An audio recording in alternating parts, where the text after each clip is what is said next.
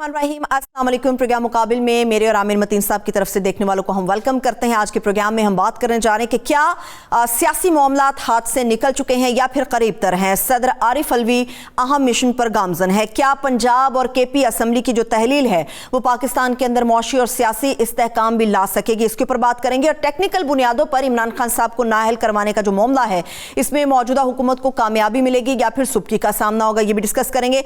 इसके साथ साथ आपको बताएंगे कि आज़ाद समझा जाने वाला सोशल मीडिया भी जुबाबंदी का शिकार है।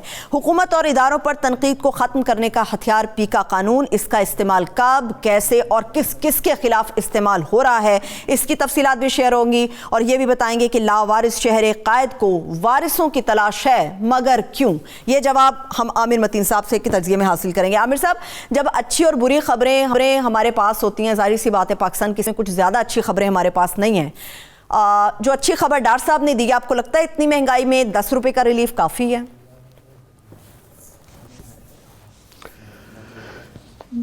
काफ़ी तो नहीं है, मगर एक फ़र्क तो पड़ता है और कहना पड़ता है कि बड़े अरसे बाद क्योंकि अच्छी खबरें हमारी आती हैं, ख़ास तौर पे मुआशियात के हवाले से, और इतनी ज़्यादा महंगाई से लोग इतने ज़्यादा तंग हैं, गैस की लोड शेडिंग जारी है, बिजली के बिल बहुत ज़्यादा आ रहे हैं, तो उसमें कोई भी खबर आए तो वो अच्छी बात है। हालांकि इफ्स एंड बट्स इसके साथ लगाए जा सकते हैं कि ये लार्जली क्योंकि इंटरनेशनल मार्केट के अंदर पेट्रोल की कीमतें बहुत नीचे जा चुकी हैं और ये चंद दिन से ही कम थी, और ये सवाल उठाया जा रहा था कि पाकिस्तान के अंदर क्यों नहीं की जा रही। तो अब जाके ये उन्होंने अनाउंसमेंट कर दिया है, 10 रुपये जो है पेट्रोल की कीमत कम कर दी गई है। डीज़ल की, हाई स्पीड डीज़ल की 7 रुपये 50 पैसे और दूसरे डीज़ल की 10 रुपये और मिट्टी के तेल की 10 रुपये। तो ये एक बड़ी कंसेशन है। हुकूमत चाहती तो इसको चंद दिन के लिए रख सकती थी, क्योंकि उनके रेवेन्यू के बड़े मसाइल चल रहे हैं और टैक्सेस के टारगेट्स पूरे नहीं हो रहे, और बिल्कुल एक जो दिवालियापन है। तो पेट्रोल की कीमत ज़्यादा रख के आसान तरीन तरीका होता है कि हफ्ते 2 हफ्ते भी और रखते तो काफ़ी टैक्सेस इकट्ठे हो जाने थे, मगर उन्होंने ये अच्छा किया कि आवाम को ये रिलीफ ट्रांसफ़र कर दी है। इसकी 1-2 वजूहात तो ज़ाहिर है, आवाम को थोड़ा सा, क्योंकि साग डार साहब को लाया गया था कि जी ये तासुर दिया गया था वो आएंगे तो एकदम अवामी फ़ैसले करेंगे, तो अभी तक उनके आने से कोई अवामी फ़ैसले नहीं हुए, बल्कि अवाम की ज़िंदगी ज़्यादा जीरन हो गई थी। डॉलर का रेट उन्होंने कहा था 200 रुपये पे ले जाएंगे, वो नहीं जा रहा था, वो उनके काबू नहीं आ रहा था। गैस की लोड शेडिंग उनके बाद से 18 घंटे अभी भी जारी है, बाकी भी कोई फ़र्क नहीं पड़ रहा था। और अभी भी IMF का जो निगोशिएशंस हैं वो बिल्कुल कटारे में पड़ा हुआ है।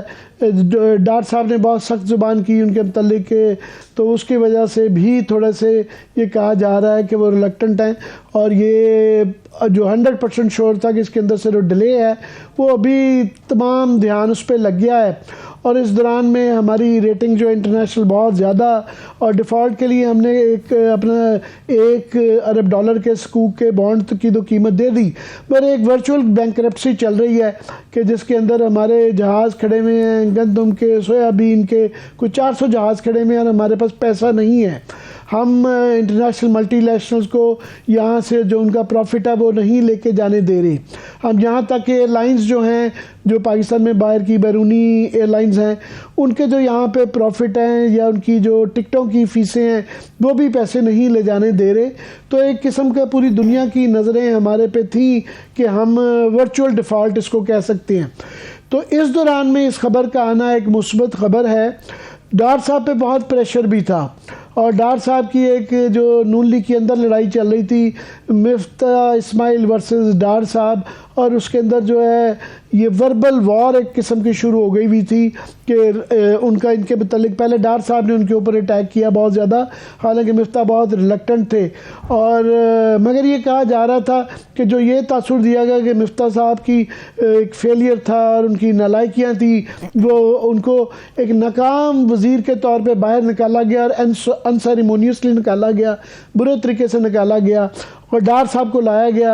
यहाँ तक कि मरियम बीबी ने भी मिफ्ता के ख़िलाफ़ जो है ट्वीट्स की। तो वो बेचारे उसके बावजूद खामोशी से साइड पे हो गए थे। पर डॉक्टर साहब ने आके उसके बावजूद जो है बड़े सख्त अल्फाज में उनको मजबूर किया।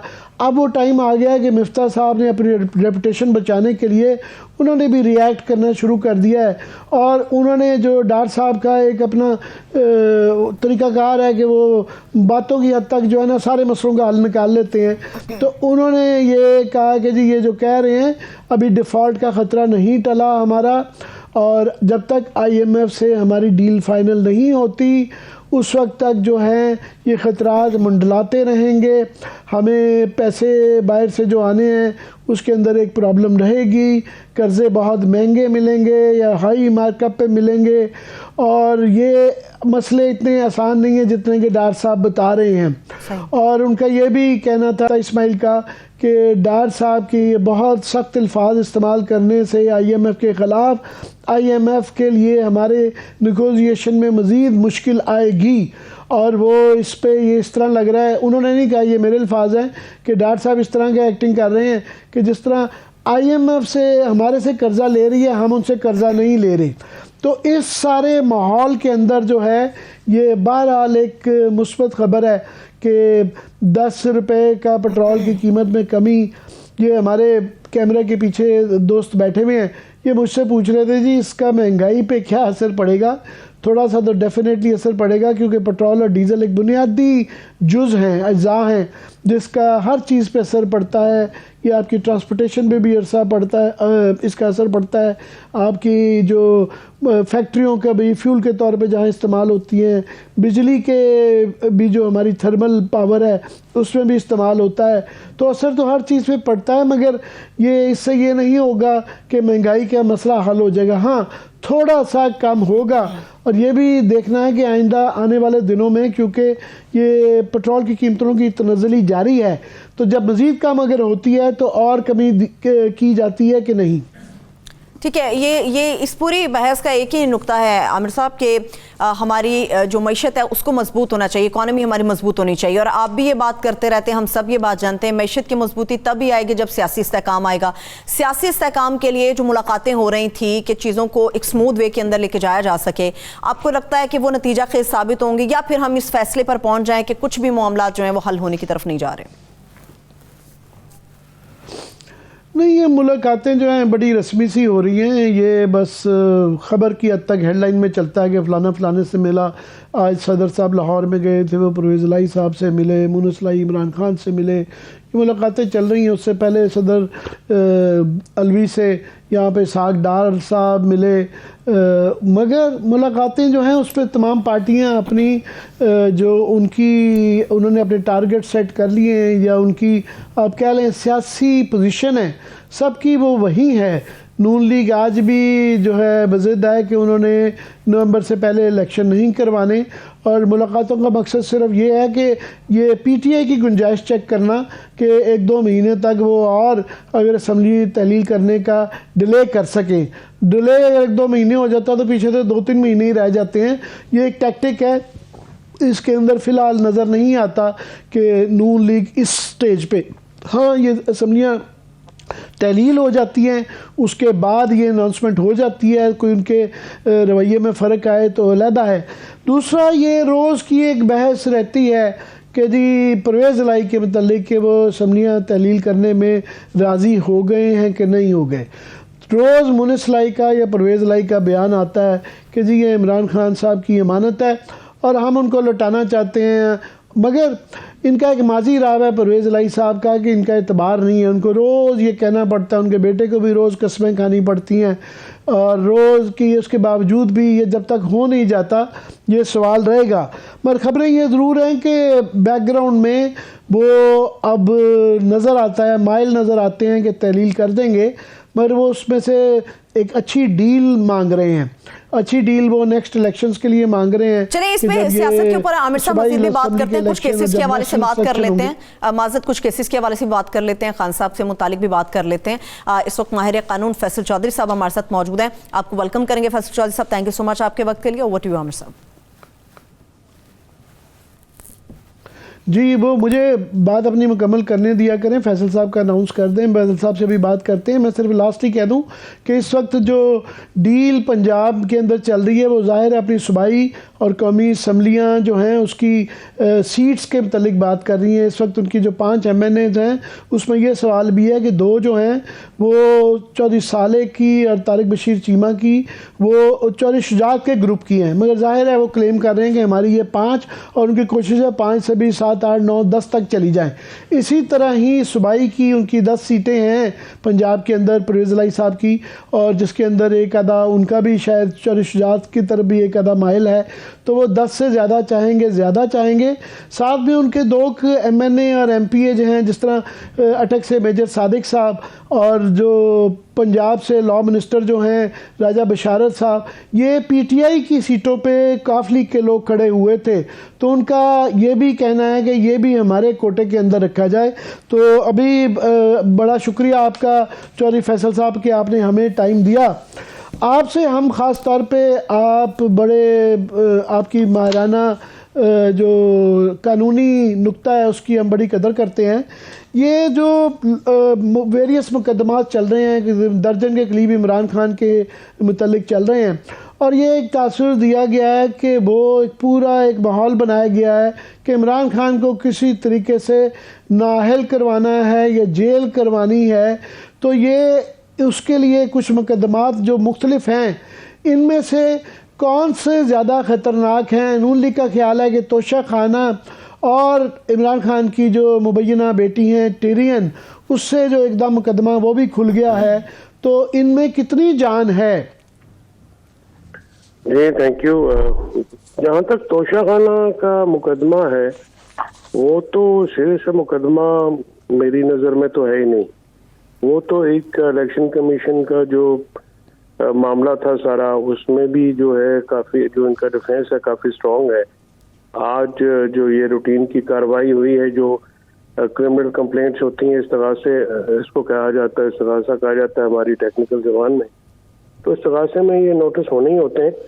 और ये मुकदमा जो हैं ना तो इतनी जल्दी जो हैं वो एंड होते हैं, ये काफ़ी लंबा प्रोसीजर होता है, और इस पर काफ़ी सारी मेरे ख्याल में कि काफ़ी सारी कानूनी और आइनी जो है पेचीदगियाँ होंगी कि ये मुकदमा चल भी सकता है। दूसरी दफ़ा कैसे एक मुकदमा जो पहले ही इलेक्शन कमीशन जिसमें सजा दे चुका है अपनी तरफ से, गलत या सही, तो वो कैसे मतलब दोबारा प्रोसिक्यूट, क्योंकि आईने पाकिस्तान में आर्टिकल 13 के मुताबिक जब एक केस को एक शख्स जो है 2 बार प्रोसिक्यूट सेम इल्ज़ामात में नहीं हो सकता, उसको 2 दफ़ा सजा नहीं हो सकती। जहाँ तक दूसरा जो आपने कहा है वो ज़ाती नोयत का केस है, वो जो इस्लामाबाद हाई कोर्ट का डबल बेंच है, वो उसको पहले ही जो है वो डिसाइड कर चुका है। अतर मिल्ला साहब और मियां गुल हसन औरंगजेब साहब की अदालत में मुझे समझ नहीं आती कि इस्लामाबाद हाई कोर्ट ने उसमें कैसे नोटिस कर दिया है। बहरहाल एक जो है ये हाई कोर्ट भी इसको पहले रद्द नहीं कर चुका? जी ये कर चुका है, इस्लामाबाद हाई कोर्ट खुद रद्द कर चुका है। और ये मुकदमा जो है ये तो मतलब ये खालिस मुझे नहीं समझ में आती कि ये अदालत को या तो सही असिस्टेंस नहीं मिली या कोई वहाँ पे मालूमात मुकम्मल नहीं है। होपफुली अगर क्योंकि 2 जजेस ने अगर मुकदमा एक डिस्पोज ऑफ किया हो तो सिंगल जज तो सुन ही नहीं सकते। ये तो हाई कोर्ट के अपने रूल्स एंड रेगुलेशन है, उसके लिए तो मैं या तो कोई नई बात हो तो वो है, ये तो फाइनलिटी भी होगी, इसके आगे तो सुप्रीम कोर्ट में जाना था। खैर ये तकनीकी मामलात हैं कि जब आएंगे मुझे लगता है कि ये मीडिया ट्रायल के लिए जो है मवाद फराहम करने के लिए ये एक मुकदमा किया गया है, और ये एक प्रॉक्सी पिटीशंस हैं, और ये पिटीशंस जो हैं सियासी बुनियादों पे की गई हैं, पीछे इसके सियासी लोग हैं, सामने कुछ और है, ये ऐसा महसूस होता है। ये आज जो तोशा खाना का भी केस है, पहले इसके ऊपर फैसला महफूज कर लिया गया था, आज उन्होंने एकदम टेकअप कर लिया है। तो ज़ाहिर है अदालत जब टेकअप कर लेती है तो एक नेक्स्ट स्टेज होती है कि उनको नज़र आता है, वो ये कहना चाह रहे हैं कि इसके अंदर इतनी ज़रूर जान है कि इसको टेकअप किया जा सके। मगर ये इसकी जो हदूद अरबा है इसका, वो अभी क्या किस उसमें ये मिस डिक्लेरेशन के केस में करेंगे कि जी इन्होंने डिक्लेयर नहीं किया इलेक्शन कमीशन का, ये प्ली है इसके ऊपर? इसमें सेक्शन 137 इलेक्शन एक्ट बड़ा क्लियर है, 120 दिनों के बाद तो इस मसले की कॉग्निजेंस नहीं जा सकती थी। तो पहले ये इस्लामाबाद हाई कोर्ट में भी मुकदमा जो है पेंडिंग पड़ा है, वहाँ पे आई फेल टू अंडरस्टैंड कि अभी इस्लामाबाद हाई कोर्ट ने जब ACP का फैसला जो है उस पे या तो वो ये ट्रायल स्टे होना चाहिए था उसके फैसला आने तक, बिकॉज ये दो चीजें जो है इकट्ठी चलेंगी तो मेरी अपनी ओपिनियन में तो ठीक बात नहीं है। ये या तो उसको स्टे करते या वो मुकदमा जो है सुन के उस पर फैसला हो जाता कि वो इलेक्शन कमीशन का फैसला सही है या गलत है। तो वो इस्लामाबाद हाईकोर्ट में पेंडिंग पड़ा हुआ है और इस दौरान सेशन जज में ये हमेशा भी ये फैसला महफूज जो है ये होता ही है। ये कंप्लेंट केस जो है ये ऐसे ही हमारे चलते हैं, रूटीन होती है, नोटिस होते हैं और उसमें जो है एक चालान केस जिसको FIR की बुनियाद पर जो केसेस होते हैं उनको चालान केस क्या कहा जाता है और क्रिमिनल कंप्लेंट यानी फौजदारी इस्तगासा जो है उसमें ये नोटिस हुए हैं। अब इसमें जब दूसरी साइड आएगी, डिफेंस साइड आएगी, तो वो अपने मामलात या अपना डिफेंस लेगी। जब वो डिफेंस लेगी तो फिर जज को ये फैसला करना होगा कि ये क्या है। हो सकता है ये नोटिस जो है तकनीकी बुनियादों के ऊपर चैलेंज हो जाए और ये होने चाहिए। इसमें मुझे जो स्ट्रेटजी जो है, लीगल स्ट्रेटजी जो है उनकी वो डिफेंस के वकील जो PTI के आएंगे तो देखेंगे क्या करेंगे, मतलब। लेकिन मेरे नज़र में इनको जल्दी खात्मा होना मुमकिन नहीं है, ये काफ़ी टाइम लेंगे ये मुकदमा। ये कोई आप कह रहे हैं कि ये दिनों और हफ्तों की बात नहीं है, ये महीनों और सालों की बात है?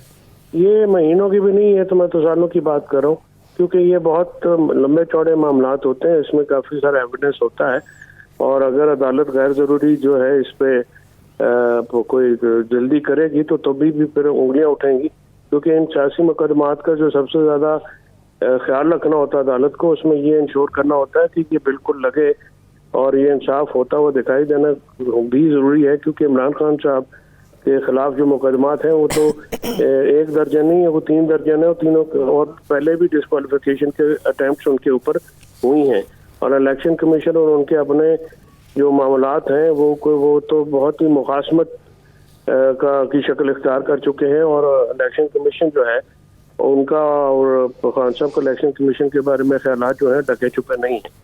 तो इससे भी एक मामला जो है वो आएगा, बिकॉज ये फिर इस पे जो बोनाफिडी है मुकदमात की यानी नेक नीति, उस पे भी क्वेश्चन मार्क खड़े होते हैं ना। मसलन अगर जैसे आपने कंटेम्प्ट इशू की है, आपने उनकी पार्टी को टारगेट किया है, आपने उनकी जो है वो अकाउंट जो हैं एक ही पार्टी के वो जो हैं अपना किए हैं, बाकी पार्टियों के आप अकाउंट्स को हाथ नहीं लगा रहे, तो ये डे टू डे किया है और फिर इसमें आपने अपने जो TOR जो सुप्रीम कोर्ट ने तय किए उससे बढ़ के फैसले किए हैं, तो फिर काफ़ी सारी चीज़ें जो हैं इसमें सवालात खड़े होंगे इलेक्शन कमीशन के कॉन्डक्ट के ऊपर भी और इन मुकदमात की नेक नीति के ऊपर। फैसल, ये नून लीग वाले बड़े कॉन्फिडेंट हैं कि ये एक ना एक केस में किसी में वो कह रहे हैं जी ये नायल हो जाएंगे। वो फॉरेन फंडिंग केस भी है, उसमें भी उनका ख्याल है कि ये पार्टी की चेयरमैनशिप चली जाएगी। बाकी आपके ख्याल में ये जो तकरीबन दर्जन भर केसेस हैं, इसमें खान साहब सबसे ज़्यादा वल्नरेबल किस केस में हैं? मेरा ज़ाती ख्याल है जी कि कोई भी केस ऐसा नहीं है जिसमें लीगली खालिस्तान लीगली पर कानूनी बुनियादों पे कोई ऐसा केस हो जिसमें वो डिस्क्वालीफाई हो जाए। अब अगर उनको नून लीग ये कहती है या उनके बंदे कहते हैं तो ये फिर उनको कोई इशारा है या उनको क्या यकीन, क्या बुनियाद क्या है उनकी इस यकीन की, तो इसके ऊपर भी देखना पड़ेगा कि वो कैसे कहते हैं। क्योंकि कोई भी ऐसा मामला जो इस वक्त है मेरी नज़र में तो ऐसा कोई मामला है नहीं जो कि कानूनी बुनियाद के ऊपर चल सके। सियासी बुनियाद के ऊपर मुकदमात पाकिस्तान में नई बात नहीं है, अभी भी हो रहे हैं, पहले भी होते रहे हैं और काफ़ी ज़्यादा जो मामलात हैं आपको पता ही है जिस तरह से तेज़ी से नैब के मुकदमात ख़त्म हुए हैं और नैब ने फिर उनमें अपील भी नहीं की। इस बार तो बिल्कुल ही नेकेड हो गए हैं वो उन्होंने इसको जो है वो एज ए फॉर्मेलिटी भी अपील करने की कोशिश नहीं की। पहले ये होता था कि अपीलें करते थे, उसमें कुछ लोग जो है वो फिर फ़ायदा दे दिया करते, लेकिन इस वक्त तो बिल्कुल ही मामला जो है वो ऐसा हो गया है कि बिल्कुल सब कुछ ही सामने हो रहा है कि एक दिन जो है वो बंदा मुल्ज़म होता है, दूसरे दिन उसकी सज़ा ख़त्म होती है, फिर अपील भी नहीं की जाती। तो मतलब काफ़ी सारी चीज़ें ऐसी हैं जो इस पर उंगलियां भी खड़ी हो रही हैं तनकीद भी हो रही है, लीगल हलकों में भी हो रही है, जनरली सोशल मीडिया पे भी हो रही है, तो मामलात को अदालतों को भी देखना पड़ेगा। फैसल अगर फर्ज करें कि इसमें उनकी किसी केस में तोशाखाना में या किसी और केस में उनकी नाअहली हो भी जाती है, तो ये अब वन टाइम नाअहली होगी जो कि ऑलरेडी वो उनकी इस असम्बली से रेजिग्नेशन को के एक्सेप्ट नहीं हुए, तो ये वन टाइम होगी, ये ताहयात वाला 63 के तहत ही होगी अगर हुई? नहीं, ये मफरूजा सवाल है, प्रेजेंटरी क्वेश्चंस के तो जवाब देने मुनासिब नहीं जो चार्जेस हैं मैं इसलिए प्रेजेंटिव नहीं है कि जो चार्जेस हैं मैं आमिर साहब इन चार्जेस की बुनियाद के ऊपर ये कहना चाह रहा हूँ कि शायद ये डिस्क्वालिफिकेशन नहीं हो सकती, तो मैं उसी पे ज्यादा जो है वो रहूंगा। मैं इसको जो डिस्क्वालिफिकेशन हो जाती है, ये सवाल जो है मुझे काफी प्रेजेंटरी लग रहा है, लिहाजा मैं इस पे कमेंट जो है चले मैं थोड़ा सा एक और टॉपिक की तरफ लेके जाता हूँ कि आज हम आजम स्वाति साहब का जो है उनके ऊपर और भी चार्जेस थे, मगर पीका के अंदर जो है उनको 34 FIRs जो है सिंध के अंदर की गई और उसमें आज उनको गो के उनको क्वैश कर दिया गया और उनकी रिहाई भी हो गई और गालिबन इस्लामाबाद भी आ गए हैं।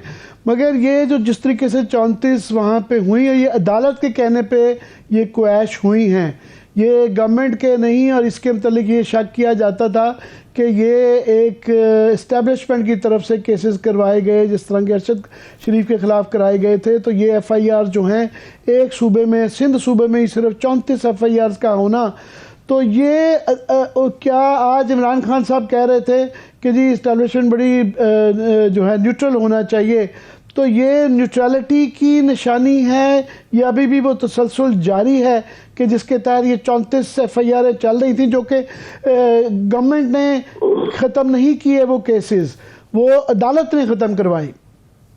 देखिए, पहली बात तो ये है सर कि ये जो मुकदमात होना ये सुप्रीम कोर्ट के 7 मेंबर बेंच के हुक्म की खिलाफ वर्जी है, तो इसमें मैं समझता हूँ कि अदालतों को इस पर कुछ स्टेप लेने की जरूरत है।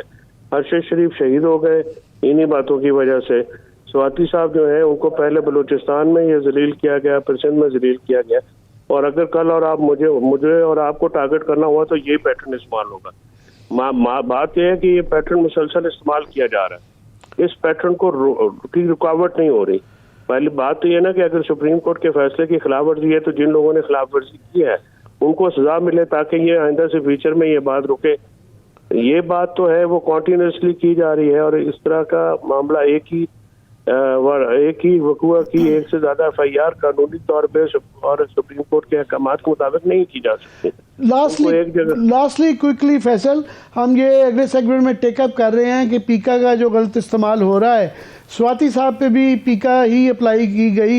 ये आपके दौर में जब पीका जो है हम बड़ा शोर मचाते थे कि इसका मिसयूज़ हो रहा है, और आपके दौर में भी बहुत ज़्यादा मिसयूज़ हुआ। अभी आप देख रहे थे कोई 23 के करीब तो सहाफ़ियों के मुकदमात हुए।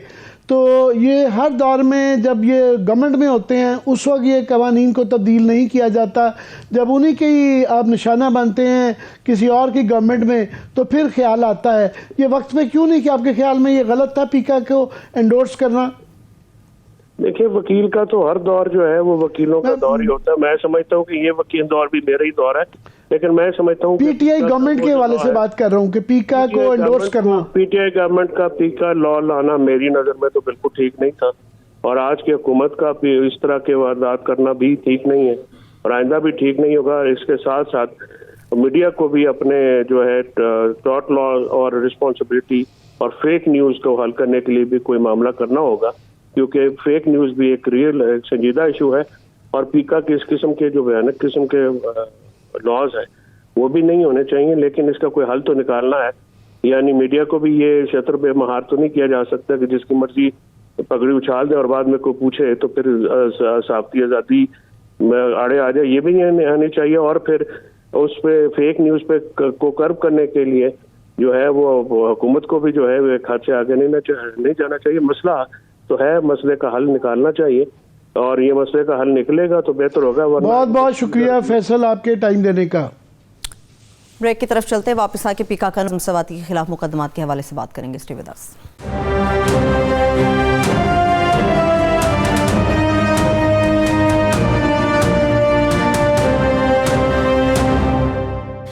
ब्रेक के बाद एक बार फिर से प्रोग्राम में हम आपको वेलकम करेंगे। आमिर साहब, अभी से कुछ देर पहले आपकी और फैसल चौधरी साहब की चूंकि गुफ्तगू पीका कानून से चल रही थी, उस पर भी मैं बात करूंगी, सवाल करूंगी, मगर जो आज प्रेस टॉक किया फवाद चौधरी साहब ने, शाह महमूद कुरैशी साहब ने इस्तीफ़ों से मुतालिक कि जी इस्तीफ़े कबूल किए जाएँ, आपको क्या लगता है कि इसमें हुकूमत की कोई चाल है, कोई हिकमत अमली है कि इस्तीफ़ों को मंजूर नहीं होने दिया जा रहा? हुकूमत करना क्या चाह रही है?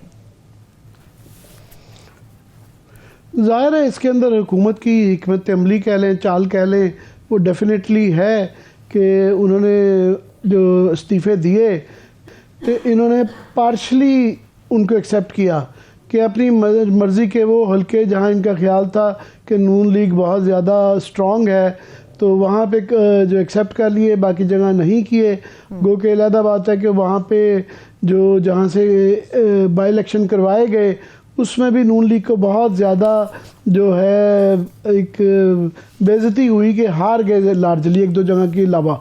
तो अभी एक मजाक है कि आप यह एक्सेप्ट करते हैं या नहीं करते हैं। अगर उसके अंदर कोई सुकम भी है कि जी उन लोगों के शक है कि उन्होंने दिए हैं, देना चाहते हैं या नहीं, उनको बुला के क्लैरिटी की जा सकती थी, क्लैरिफाई किया जा सकता था कि आप बताएं आप इस्तीफ़ा देना चाहते हैं या नहीं देना चाहते।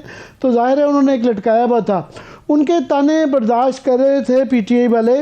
मगर अभी ये बात क्योंकि सुप्रीम कोर्ट के अंदर ये ऑब्जर्वेशन आई कि ये ख़बर चली कि ये तनख्वाहें ले रहे हैं, वैसे ही इन्होंने इस्तीफ़ा दे दिया है मगर ये पर्क्स एंजॉय कर रहे हैं, लॉजेस के कमरे भी इस्तेमाल कर रहे हैं और तनख्वाहें भी ले रहे हैं। तो उस पर आज फवाद चौधरी साहब का और शाह महमूद कुरैशी साहब का रिएक्शन आया कि उनके बकौल इन्होंने तनख्वाह हमारी बंद कर दी हुई है। तो तनख्वाह उन्होंने कहा जी नहीं मिल रही। प्लस ये है कि अब शाह महमूद कुरैशी साहब ने स्पीकर को एप्लीकेशन लिख दिया, मज़ीद ये कहा है कि जनाब ये हमें बुलाएं तो हम ये अगर सुकम है कि जी आपको शक है कि हम देना चाहते हैं, हमारे में से कुछ लोग नहीं देना चाहते, इसका फ़ैसला करें और करें। मगर ये अभी भी स्पीकर के इख्तियारात इतने हैं और उसके अंदर अदालत मुखल नहीं हो रही, मुदाखलत नहीं कर रही कि वो इसको डिले। ये पिछली दफ़ा भी जब पीटीआई ने इस्तीफ़े दिए थे तो यही एक क्वेश्चन रहा था, उन 5 के एक्सेप्ट नहीं किए गए थे। तो इस दफ़ा भी ये देखना है कि स्पीकर साहब कितना लंबा इसको खींचते हैं, नहीं खींचते, या अदालत इस पर मुदाखलत करती है कि नहीं करते, क्योंकि वो ऑब्जर्वेशन दे चुके हैं इस पर। सही है, ठीक है, इंशाल्लाह इस पे हम भी नज़र रखे रहेंगे, बात भी करते रहेंगे। अब कुछ बात करते हैं आमिर साहब, जो फैसल चौधरी साहब से आप बात कर रहे थे, मेरी तस्दीक भी कीजिएगा, सुनने में यही आया और हम देखते हैं कि तनकीद जमहूरियत का हुस्न कहलाती है, फिर तनकीद करने वाले सियासी इंतकाम का निशाना क्यों बनाए जाते हैं पीका कानून और इस जैसे दीगर कवानीन के तहत? जी ये पाकिस्तान इलेक्ट्रॉनिक क्राइम एक्ट है, ये 2016 में नवाज शरीफ साहब के दौर में बना था और ये बड़ा कंट्रोवर्शियल रहा है। और इसके अंदर वो तफसीलात बताएंगे कि कितने लोग गिरफ़्तार हो चुके हैं और किन पे क्या क्या तशद्दुद हुआ है और वो बढ़ता जा रहा है। मगर मैं इससे पहले फैसल चौधरी साहब ने जो ये कहा कि ये सोशल मीडिया को और मीडिया को भी जो है अपनी ज़िम्मेदारी दिखानी चाहिए और फेक न्यूज़ नहीं होनी चाहिए, बिल्कुल वो बजा कह रहे हैं। सबका ये मानना है कि ये फ्री फॉर ऑल नहीं होनी चाहिए, इसकी कोई ना कोई रेगुलेशन होनी चाहिए। पर हमारा ये हमेशा से कहना है सहाफ़ती तंजीमों का, सिविल सोसाइटी का, कि इसके लिए आप जो ख़ास तौर पे कानून बनाते हैं वो मिसयूज़ होते हैं। कानून के अंदर इस तरीके के रास्ते नहीं छोड़ने चाहिए जो कि मिसयूज़ हों। और वैसे भी सोशल मीडिया की रेगुलेशन के लिए और मीडिया के लिए पहले ही पैमरा मौजूद है, इलेक्ट्रॉनिक मीडिया के लिए, उसके बाद जो है पीटीए मौजूद है, अदारे पहले ही मौजूद हैं, रेगुलेशन पहले ही मौजूद है। उनको एक्सरसाइज किए बगैर जब पुलिस और एफआईए को ये इख्तियार दे दिए जाते हैं कानून के ज़रिए तो ये पॉलिटिकल विक्टिमाइजेशन होती है।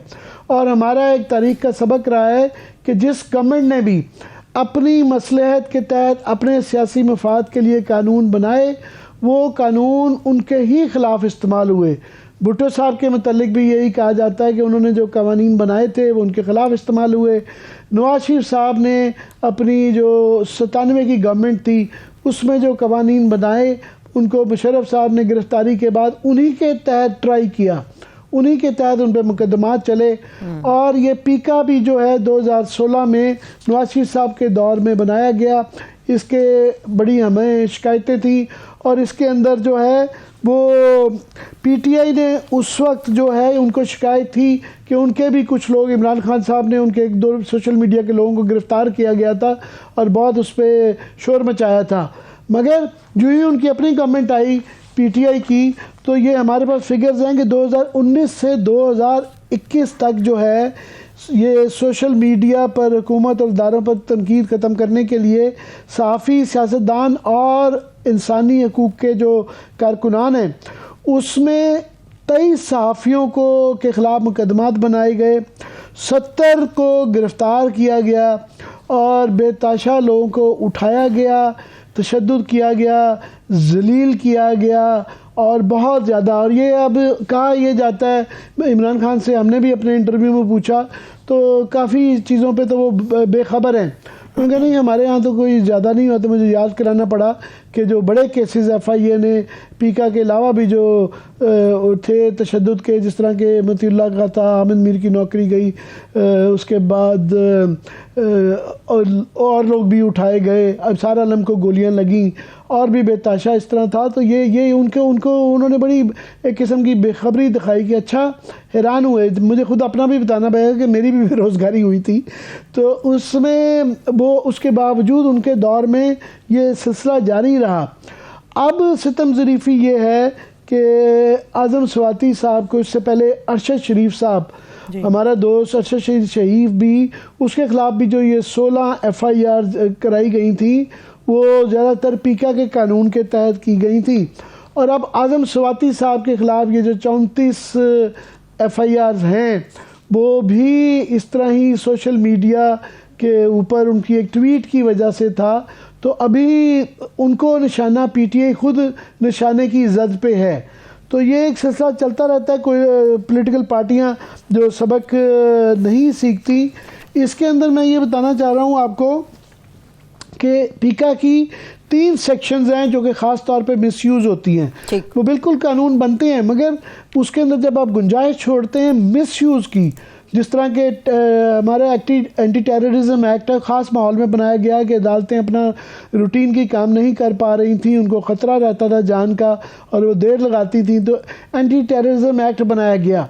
मगर उसके बाद दहशत गर्दी का ये कानून जो है उसका मिसयूज़ आज तक हो रहा है कि किसी भी आपने अपने मुखालिफ को चाहते हो कि ऐसे केस में फंसाया जाए कि उसकी बेल ना हो सके, तो वो आसान तरीका है जी ATA उसके ऊपर डाल दी जाए, तो ATA में फंसा दिया जाता है। इसी तरह ही ये पीका के कानून टाइम आ गया है कि इस पे जो भी गवर्नमेंट है और अपोजिशन मिल के इसको दुरुस्त करे, इसको रिफॉर्म करे, इसको ठीक करे। और ये बड़ी बहस हमारी रहती थी पीटीआई के दौर में, ख़ास तौर पे चौधरी फवाद से, वो बहुत ज़्यादा इसके अलम बरदार के कि पीका होना चाहिए और उनका ख्याल था कि ये सहाफ़त को कंट्रोल करने का जो है यही तरीका है। इनको जब तक जेलें नहीं करेंगे, कोड़े नहीं मारेंगे, उनको ये अंदाज़ा नहीं था कि ये जो है शहबाज गिल भी इसकी गिरफ्त में आ जाएंगे और आज़म स्वाति साहब भी आ जाएंगे। अब पीटीआई के अंदर इसका शायद एहसास है, पता नहीं ये जब ये गवर्नमेंट में कभी अगर आ गए तो एहसास रहेगा या नहीं रहेगा। सेक्शन 9 है पीका की जो कि इंटरनेट पर दहशत गर्दी, कालादम तंजीमों और उनसे मुंसलिक अफराद की सरगर्मियों की तशहीर करने पर 7 साल कैद है और 1 करोड़ रुपए जुर्माना है। ये हमने देखा है कि इंटरनेट के ऊपर जो इसका मिसयूज़ है तो वायलेटर्स ज़्यादा सोशल एक्टिविस्ट और सहाफ़ी रहे। मुझे कोई मेजर केस याद नहीं है जिसमें कि कोई वाकई दहशतगर्द तंजीमों को किसी ने इसके ख़िलाफ़ पीका को किसी हाई प्रोफाइल केस में किया होगा।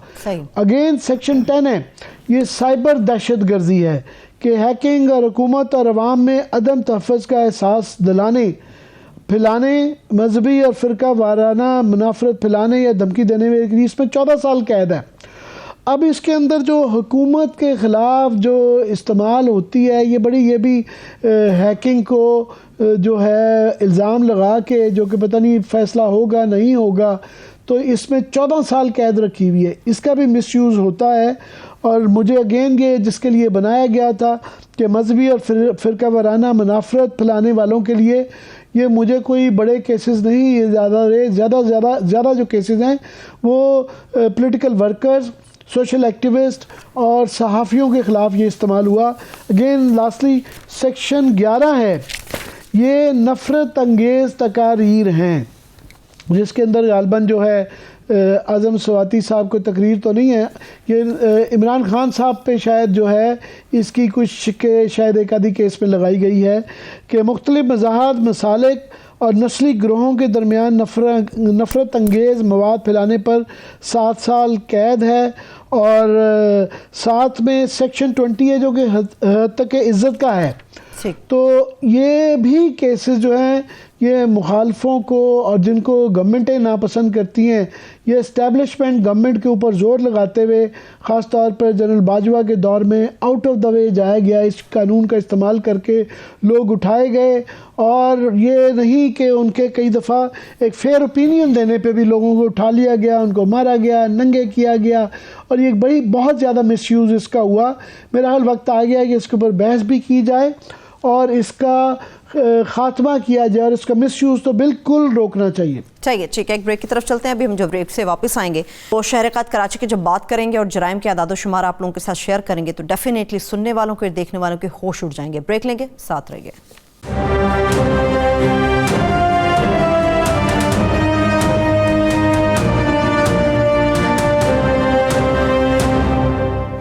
ब्रेक के बाद एक बार फिर से प्रोग्राम में हम आपको खुशामदीद कहेंगे। आमिर साहब, कराची की पिछले 3 दिन से कोशिश कर रहे हैं बात हो जाए, आज बात कर ही देते हैं। मिनी पाकिस्तान कहा जाता है इस शहर क़ायद को और ये बेहतरीन हाथों में होना चाहिए, मगर ये बेहतरीन हाथों के बजाय शूटर्स के हाथों में है, डाकुओं के हाथों में। अवाम उनके रहमो करम पर है, पुलिस लगता है सोई पड़ी है।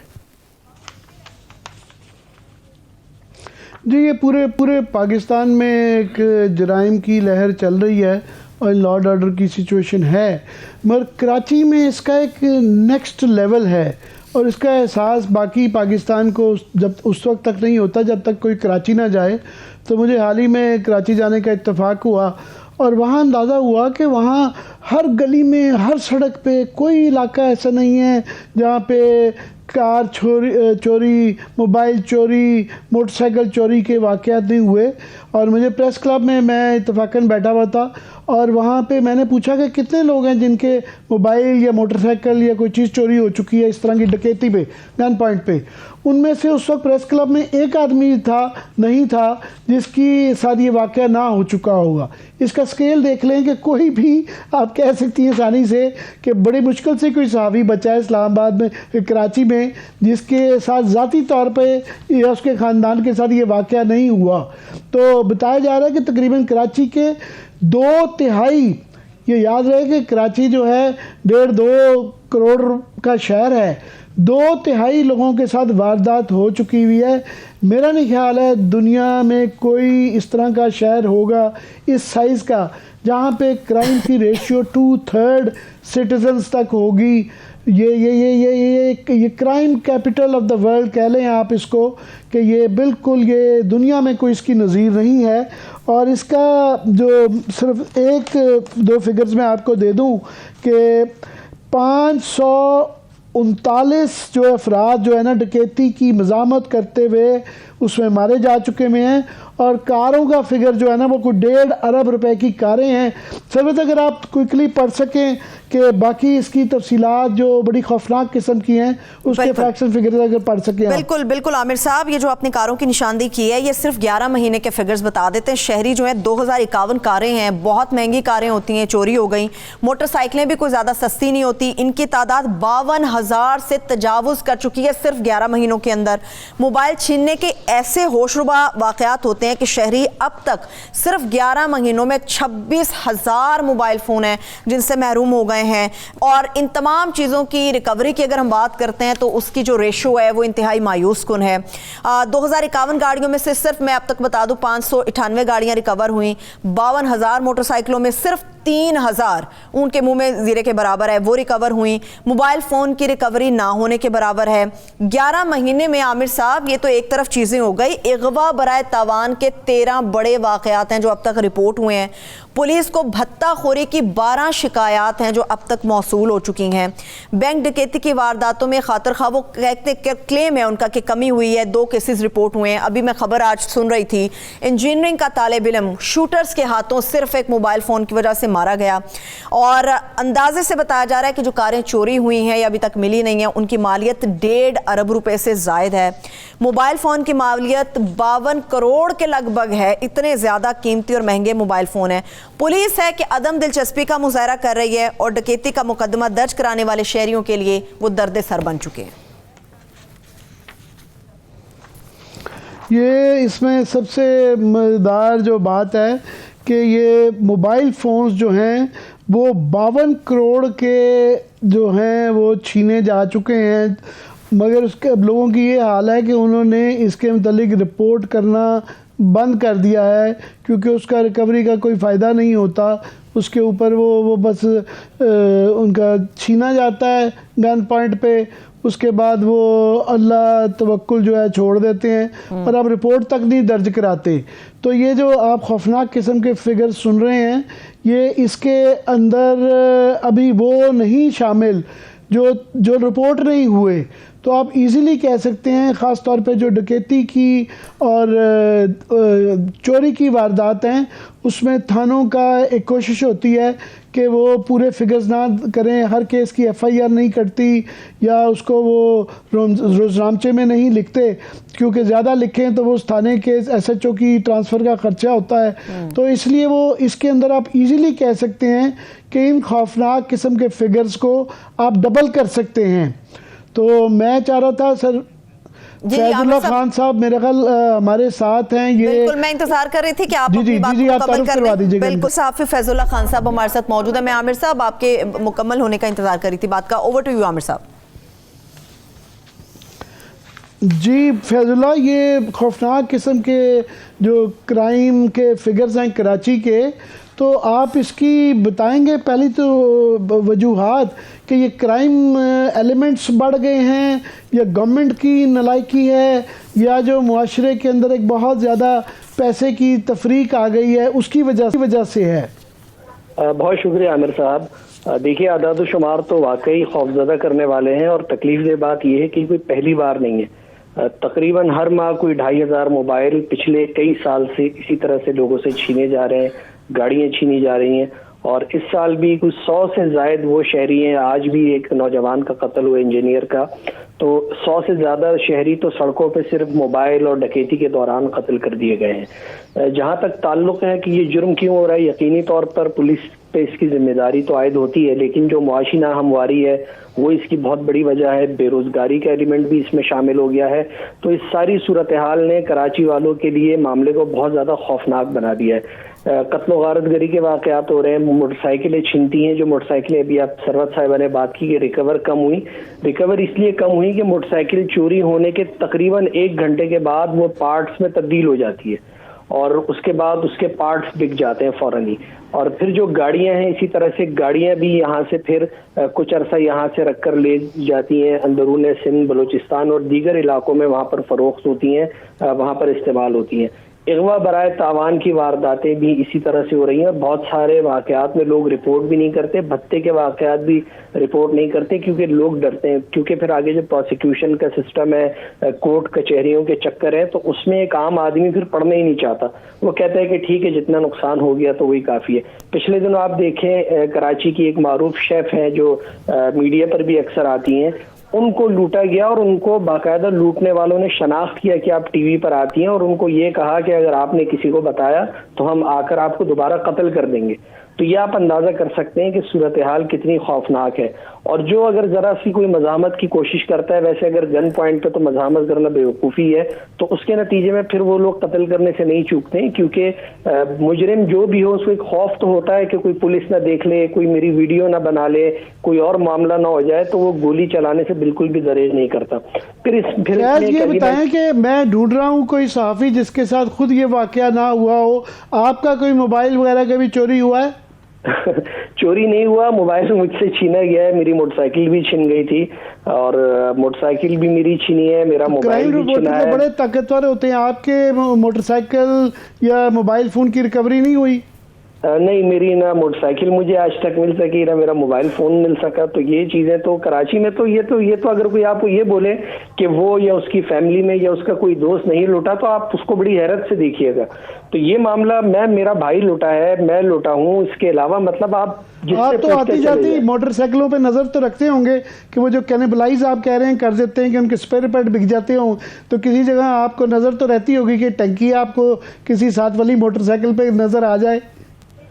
हाँ, मतलब कुछ चीजें नजर आ जाती हैं, टायर चेंज नजर आ जाते हैं, कोई बॉडी के पार्ट्स मुख्तलिफ होते हैं बाइक के, तो ये चीजें तो होती हैं। इसी तरह मोबाइल फोन हैं वो भी छिन कर चले जाते हैं। और देखें, एक अहम बात यह है, आप अभी तक कराची को सेफ सिटी प्रोजेक्ट यहाँ मुकम्मल नहीं हो सका है। कैमरे आपको पता है, ये जो लोग पकड़े जाते हैं, ये यकीन कीजिए वो कैमरे हैं जो लोगों ने घरों के बाहर, दुकानों के बाहर लगा रखे हैं। अगर आप इसको भी माइनस कर दें तो पीछे कुछ भी नहीं है। बैरिकेड्स जो एक जमाने में खत्म कर दिए गए थे, अब शहरियों ने मोहल्ला कमेटियां बनी है, दोबारा से लोगों ने बैरियर्स लगाना शुरू कर दिए हैं ताकि उनके इलाकों में कोई आके चोरी डकैती के वाकयात न कर सके। इसके साथ साथ ये जो सारी सूरत हाल हो गई है, एक खौफ ज़्यादा माहौल है, यानी लोग डरते हैं। आप यहाँ बिल्कुल सही कह रहे हैं फैजुल्लाह माहौल है। वक्त खत्म हो गया, बेहद माजरत, आमिर पास बिल्कुल वक्त नहीं है। इजाजत दीजिए फैजुल्लाह खान साहब का, शुक्रिया, खुदा हाफिज।